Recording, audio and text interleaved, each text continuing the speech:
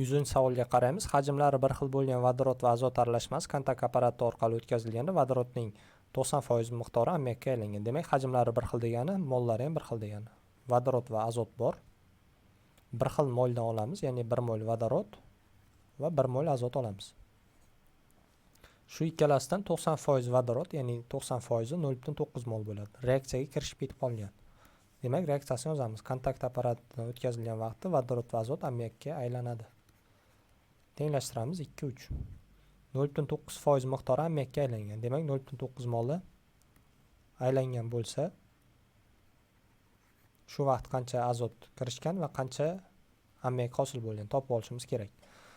0.9 mol sarflangan vaqtda 3, 1, 2 bo'lganligi uchun 1 ni 0.9 ko'paytirib 3 ga bo'lsam 0.3 mol ammoniak reaksiyaga kirishgan va 2 ni 0.9 ko'paytirsam 1.8, 3 ga bo'lsam 0.6 mol ammoniak hosil bo'lgan.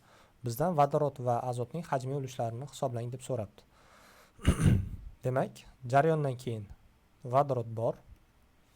Vodorodning qolgani 1ida 0.9 kirishib ketdi, vodorodda 0.1 mol qoldi. Bu qolgani. Mana endi azot bor va ammoniak bor. Azot dastlab 1 mol edi, 0.3 kirishib ketib, jarayondan keyin 0.7 mol qoldi va 0.6 mol ammoniak hosil bo'lgan.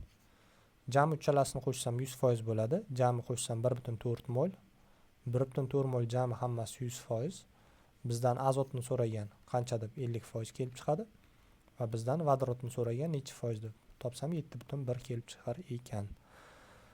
Va javob bizada 7.1% ga 50% A javob bo'ladi.